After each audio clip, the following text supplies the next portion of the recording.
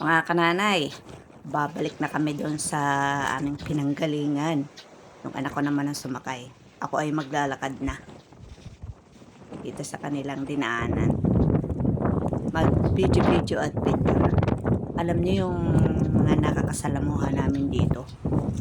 Hindi sila nagtatagalog, mga Ilocano sila. Kahit saan kami magpunta, pati mga tindera at saka yun sa restaurant, mga kainan. Ano din sila, Ilocano. Picture ko lang si Jirel. Pero hindi sila yung kamukha sa Wala dito, probinsya. try. Bisaya ay tatagay ka nila ng utot ng mahal na presyo. Dito naman hindi. Hindi sila gano'n.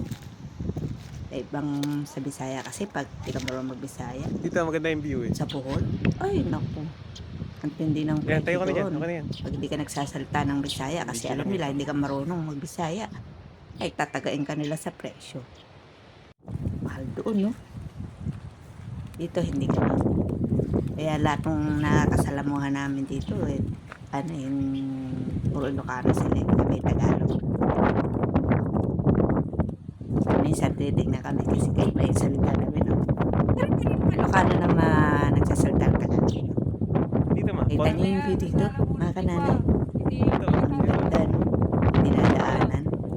Yan, picture tayo. Wala pa akong mga picture dyan. Okay na yan. Kailangan ko ng marami. Kahit saan tayo pumunta, lakas ng hangin, mga kananay. Tingnan niyo naman. Tingnan niyo ang batong malalaki. Tatandaanan natin. Mahaba-habang ating lalakarin. Parang exercise sa katanghali ang tapat. Ganyan. Tanghali ang tapat naglalakad. Para lang makapamasyal. O, diba? Pero enjoy naman ang mamasyal.